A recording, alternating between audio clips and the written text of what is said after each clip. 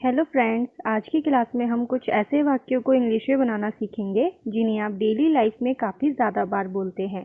तो फ्रेंड्स, ये सभी वाक्य कुछ इस तरह से हैं, जैसे मैं बेसब्री से तुम्हारा इंतज़ार कर रहा हूँ, या फिर मैं बेसब्री से तुम्हारे कॉल का इंतज़ार कर रहा था, या फिर मैं बेसब्री से आपसे मिलने का इंतज़ार कर रहा हूँ, या फिर मैं बेसब्री से इस दिन का इंतज़ार कर रहा था। तो फ्रेंड्स, यहाँ पे आपने नोटिस किया बेसब्री से इंतज़ार, कोई है जो कि बेसब्री से इंतज़ार कर रहे हैं, उसमें चाहे आप हो या फिर कोई और हो, है ना। तो इसमें हमने क्या नोटिस किया कि बेसब्री से इंतज़ार करना हर वाक्य में बार बार रिपीट हो रहा है। बेसब्री से इंतज़ार कर रहा हूँ, बेसब्री से इंतज़ार कर रहा था, या फिर बेसब्री से इंतज़ार कर रहे हैं, है ना। इस तरह से रिपीट हो रहे हैं। तो इन सभी वाक्यों को इंग्लिश में कैसे बोला जाता है, आज की क्लास में हम सीखेंगे। तो इसमें जो वाक्य बार बार रिपीट हो रहा है, बेसब्री से इंतज़ार करना, सबसे पहले हम जान लेते हैं। बेसब्री से इंतज़ार करने को, अगर आप किसी का बेसब्री से इंतज़ार करते हैं तो आप इसको इंग्लिश में क्या बोलेंगे? इसे आप इंग्लिश में बोलेंगे looking forward to. Looking forward to, इसका मतलब होता है बेसब्री से इंतज़ार करना। जब आप किसी का बेसब्री से इंतज़ार करते हो तो आप उसको इंग्लिश में बोलोगे looking forward to. Looking forward to, बेसब्री से इंतज़ार करना, लुकिंग फॉरवर्ड टू। देखिए फ्रेंड्स, यहाँ पे वैसे अगर देखा जाए तो इंतज़ार को वेट बोलते हैं, इंतज़ार का इंग्लिश में वेट बोलते हैं, WAIT, वेट। बट यहाँ पर कोई वेट का वर्ड यूज़ नहीं हुआ है, क्योंकि हम एडवांस इंग्लिश सीख रहे हैं। तो अगर आप एडवांस इंग्लिश सीख रहे हो तो आपको यहाँ पर वर्ड भी एडवांस चाहिए होते हैं, ताकि आपकी जो इंग्लिश है वो एक एडवांस लेवल की लगे। इसीलिए बेसब्री से इंतज़ार अगर आप किसी का करते हैं तो आप हमेशा यूज़ करोगे लुकिंग फॉरवर्ड टू। बेसब्री से इंतज़ार करना, लुकिंग फॉरवर्ड टू। तो आइए अब इसी तरह के वाक्य, इसी की सहायता से हम इन सभी वाक्यों को इंग्लिश में बनाना सीखते हैं और इसका स्ट्रक्चर भी हम देख लेते हैं। तो फ्रेंड्स, इन सभी वाक्यों को इंग्लिश में बनाने के लिए आप इस स्ट्रक्चर का यूज़ करोगे। सबसे पहले आप लिखोगे सब्जेक्ट। सब्जेक्ट के बाद आपको इज, एम, आर या फिर was were. Is, am, are, was were में से आपको कोई एक लिखना है। इसके बाद आएगा looking forward to. Subject plus is, am, are, was were plus looking forward to plus verb की फर्स्ट फॉर्म और लास्ट में आ जाएगा ऑब्जेक्ट। ओके, तो पहले आपको सब्जेक्ट लिखना है। सब्जेक्ट के बाद is, am, are, was were में से कोई एक लिखना है आपको। इसके बाद आपको लुकिंग फॉरवर्ड टू लिखना है और टू के बाद आपको वर्ब की फर्स्ट फॉर्म लिखनी होगी और लास्ट में ऑब्जेक्ट लिखना है। तो फ्रेंड्स, ये आपका स्ट्रक्चर है इस तरह के वाक्यों को इंग्लिश में बनाने का। और इसमें अब is, am, are, was verb का यूज़ कहाँ करना है, कब करना है, कैसे करना है, वो भी हम समझ लेते हैं। अगर आपका टेंस, अगर आपका वाक्य जो है वो प्रेजेंट टेंस में है तो आप इज, एम, आर का यूज़ करोगे। ओके, जैसे रहा है, रही है, रहो, रहे हो, इस तरह से रहेगा। अंत में है रहेगा, तो ये आपका इज, एम, आर का इसमें से आपको यूज़ करना होगा। अगर वाक्य के अंत में था, थे, थी रहेगा तो आपको वॉज वर्ब का यूज़ करना है। ओके, इज का यूज़ करोगे आप सिंगुलर के साथ, एम का यूज़ करोगे आई के साथ, आर का यूज़ करोगे प्लुरल नंबर यानी बहुवचन के साथ। इसी तरह से आपको वॉज का यूज़ करना है आई और सिंगुलर नंबर के साथ, वर्ब का यूज़ करना है आपको प्लुरल नंबर के साथ। ओके, तो आइए अब इसी स्ट्रक्चर का यूज़ करके हम इस तरह के वाक्य को इंग्लिश में बनाना सीखते हैं।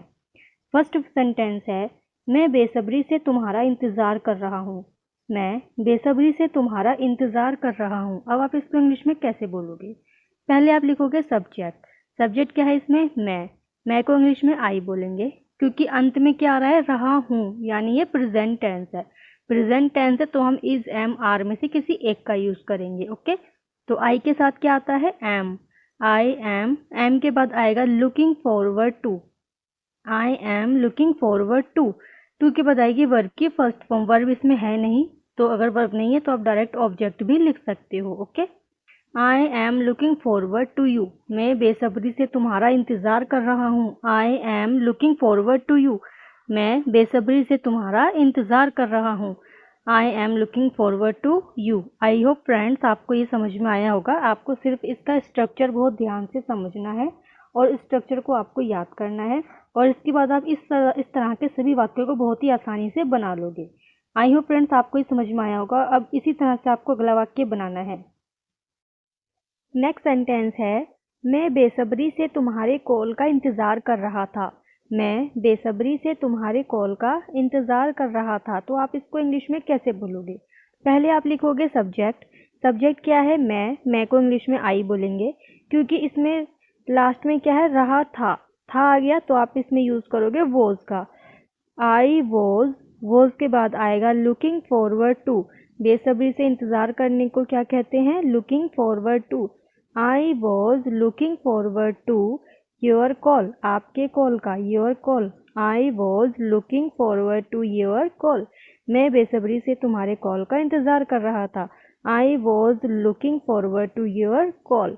आई होप फ्रेंड्स आपको इतना समझ में आया होगा। अब इसी तरह से आपको अगला वाक्य बनाना है। यहाँ पर हमने वॉज का यूज़ क्यों किया है ये मैंने आपको स्टार्टिंग में बता दिया है, क्योंकि इसके अंत में रहा था है। अगर था आ जाए, पास्ट टेंस आ जाए, तो आप उसमें वॉज या वर का यूज़ करते हो। ओके, अगर आपने स्टार्टिंग सही से नहीं देखी तो आप एक बार दोबारा से स्टार्टिंग सही से देखिए, आपको सब कुछ क्लियर हो जाएगा। इज, एम, आर, वॉज, वर का यूज़ कब और कहाँ करना है। ओके, तो अब हम इसी तरह से अगला वाक्य बनाएंगे। नेक्स्ट सेंटेंस है, मैं बेसब्री से आपसे मिलने का इंतज़ार कर रहा हूँ। मैं बेसब्री से आपसे मिलने का इंतज़ार कर रहा हूँ। अब आप इसको इंग्लिश में कैसे बोलोगे? पहले आपको पता होना चाहिए कि बेसब्री से इंतज़ार करना, यानी आपको पता होना चाहिए बेसब्री से इंतज़ार करने को हम बोलेंगे looking forward to, looking forward to. अब इसके बाद आपको देखना है कि ये टेंस प्रेजेंट है या फिर पास्ट है। तो ये कैसे पता चलेगा? अंत में क्या आ रहा है? रहा हूँ, यानी ये प्रेजेंट टेंस है। इसका मतलब ये है कि हमें इज, एम, आर में से कुछ एक को, कोई एक हेल्पिंग वर्ब इसमें यूज़ करना है। तो अब इसको हम इसी स्ट्रक्चर का यूज़ करके इंग्लिश में ट्रांसलेट करेंगे। सबसे पहले हम लिखेंगे सब्जेक्ट। सब्जेक्ट क्या है इसमें? मैं को इंग्लिश में आई बोलेंगे। आई के साथ क्या आता है? एम। आई के साथ क्या आता है? एम। एम के बाद आएगा looking forward to. I am looking forward to. To के बाद आएगी वर्ब की फर्स्ट फॉर्म। वर्ब क्या है इसमें? मिलना। मिलने को इंग्लिश में मीट बोलते हैं, MEET, मीट। मीट का मतलब होता है मिलना। मिलने के बाद मीट के बाद आ जाएगा ऑब्जेक्ट। ऑब्जेक्ट क्या है इसमें? आपसे, यानी यू। मैं आप बेसब्री से आपसे मिलने का इंतज़ार कर रहा हूँ। I am looking forward to meet you. I am looking forward to meet you. I hope friends आपको इतना समझ में आया होगा। अब इसी तरह से आपको अगला वाक्य बनाना है। अगर कोई डाउट हो तो आप कमेंट करके पूछ सकते हैं। ओके, नेक्स्ट सेंटेंस है, मैं बेसब्री से इस दिन का इंतज़ार कर रहा था। मैं बेसब्री से इस दिन का इंतज़ार कर रहा था। फ्रेंड्स देखिए, ये वाक्य तो आप डेली लाइफ में बोल जाते हैं। जब आपकी लाइफ में कोई काफ़ी ज़्यादा एक्साइटमेंट वाला आपकी लाइफ में दिन आता है, या फिर आप काफ़ी ज़्यादा खुश होते हैं उस दिन, या फिर आपको कुछ सक्सेस मिलती है किसी काम में, या फिर आपको कोई अचीवमेंट मिलती है, कोई अवार्ड मिलता है, रिवॉर्ड मिलता है, तो आप बोल जाते हैं अक्सर कि मैं बेसब्री से इस दिन का इंतज़ार कर रहा था। तो आप इसको अब इंग्लिश में कैसे बनाओगे? पहले आप लिखोगे सब्जेक्ट। सब्जेक्ट के बाद आपको और रहा था, यानी ये पास्ट टेंस है, तो आपको इसमें वॉज या वर का यूज़ करना होगा। और उसके बाद आपको लुकिंग फॉरवर्ड टू लिखना है। इसके बाद आपको वर्ब की फर्स्ट फॉर्म लिखनी है। अगर वर्ब है तो वर्ब की फर्स्ट फॉर्म लिख दीजिएगा, अदरवाइज आपको ओनली ऑब्जेक्ट लिख देना है। ओके, तो आपको इसी स्ट्रक्चर का यूज़ करके इसको इंग्लिश में ट्रांसलेट करना है और कमेंट करके आपको बताना है कि आपने क्या बनाया है, ताकि मैं चेक कर सकूँ आपने सही बनाया है या फिर नहीं बनाया है। वो मुझे तभी पता चलेगा जब आप कमेंट करोगे। तो आप इसको इंग्लिश में ट्रांसलेट करके, चाहे आप सही बनाओ या फिर गलत बनाओ, आप इसको कमेंट करके ज़रूर बताइएगा। ओके, आई होप फ्रेंड्स आपको ये पूरी वीडियो समझ में आई होगी। इसी तरह की और वीडियोस को देखने के लिए आप हमारे चैनल को सब्सक्राइब करें, वीडियो को लाइक करें, शेयर करें। मिलते हैं अब नेक्स्ट वीडियो में। Bye bye, take care.